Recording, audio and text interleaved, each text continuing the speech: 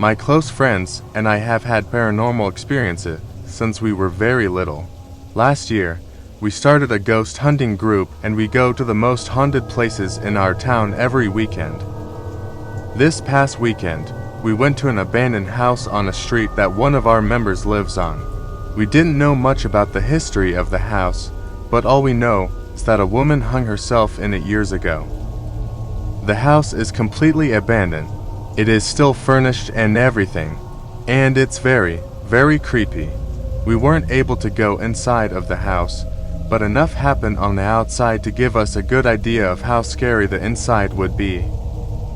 As we walked up to the house, the energy completely shifted and turned dark, sad and almost draining. At first, we only looked in the huge windows of the house to see inside.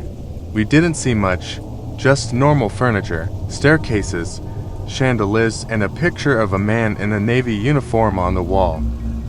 Suddenly, I started shaking. An overwhelming feeling of sadness and terror went through me and I felt like something horrible was going to happen. Right then, my neck started burning and stinging. I asked my boyfriend to look at it and he pointed out several scratch marks on my neck. I started freaking out, but I tried to appear as calm as possible.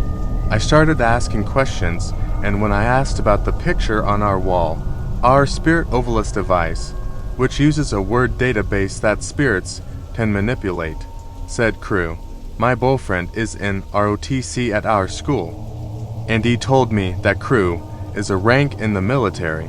We went back to look at the picture again, and we jumped as we saw that the chandelier on the ceiling was moving back and forth on its own. Just then, I started feeling pain in my neck again. Only, this time it wasn't stinging and burning. It was as if someone was pressing into my throat. A member of our team pointed out that my throat was turning red and snapped several pictures. Just as the feeling was going away, our ovilus said center. Several of our team members looked back in the huge window, but my boyfriend and I looked into the windows at the bottom of the house to see into the basement. Both of us saw a small orb of light flashing in the center of the room before it seemed to fly off and disappear. I looked in the direction that it went and saw a misty, dark silhouette of a woman standing in the corner for a few seconds before it disappeared. We freaked out and jumped back, telling the others to look in. They didn't see anything in the basement, but later on, when they looked in the window, they saw the same figure. And then, a member of our team asked, "Why did you kill yourself?" The ovilus then said, "Marriage. Sad. Distance. We thought that maybe the woman was supposed to get married to the man in the uniform, but he went to war, and there was distance, and she was sad. We don't know for sure, but that was an amazing investigation."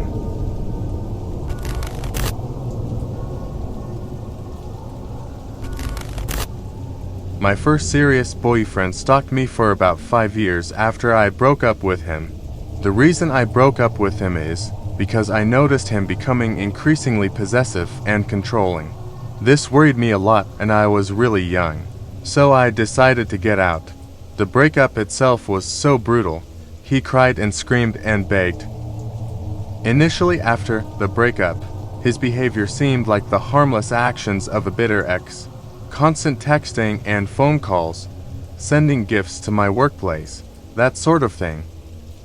After about 6 months, when this hadn't died down, I started bumping into him on my way home from work or if I was out shopping, so I ended up moving. I couldn't leave my job immediately, but moving house didn't make a difference anyway. This behavior continued for a few years. His behavior became increasingly worse and the police were very reluctant to do anything.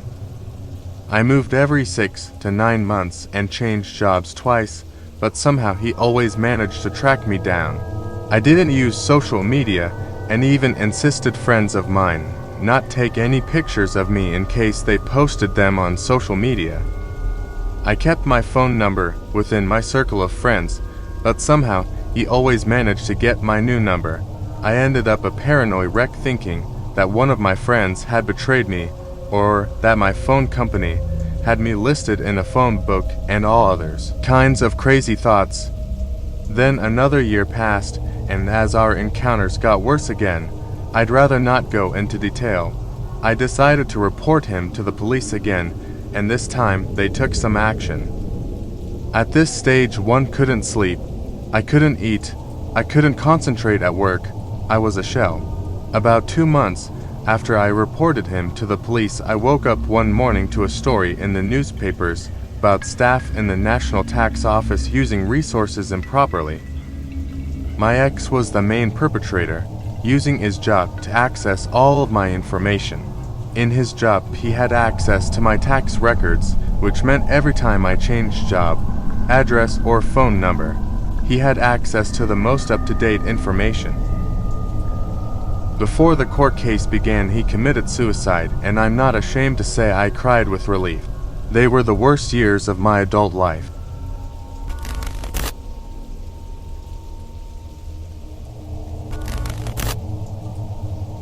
One of my friends went through a phase where he would obsess with the supernatural, and I was naturally dragged along for the ride. In particular, he got a Ouija board and decided to use it in the creepiest places around town. One night, we went to an elementary school that had been abandoned for decades. It was one of those places that stupid teenagers go to scare themselves or impress girls. We were a fairly large group of kids, but only my daring friend and 2 others were willing to leave the car. I stayed behind with another kid who soon broke down and started praying frantically. Anyway, my 3 friends went out, sat in the playground, and began their ghost interrogation. It was cold, Idaho weather, and it was a dark, moonless night. It was unnerving, but quiet for a few minutes, but then I noticed a car driving down the road very slowly, which was strange, because the school was in the middle of nowhere. As it got closer, I heard a weird noise that sounded like kids yelling. Then, I saw people running next to the van. Some were skipping and looked like children. I tried to tell the praying kid next to me, but he was focusing on his prayers. Now I was really scared. Another car drove by, but this time, it pulled right next to our car. The headlights were blinding, and the car didn't move. My 3 friends in the playground got freaked out too and ran for the car. When we sped away, the other car just stayed at the school. Later, I asked my friends about the van and the kids running next to it. They said they didn't see or hear anything. It went right by them. I felt uneasy for quite some time after that.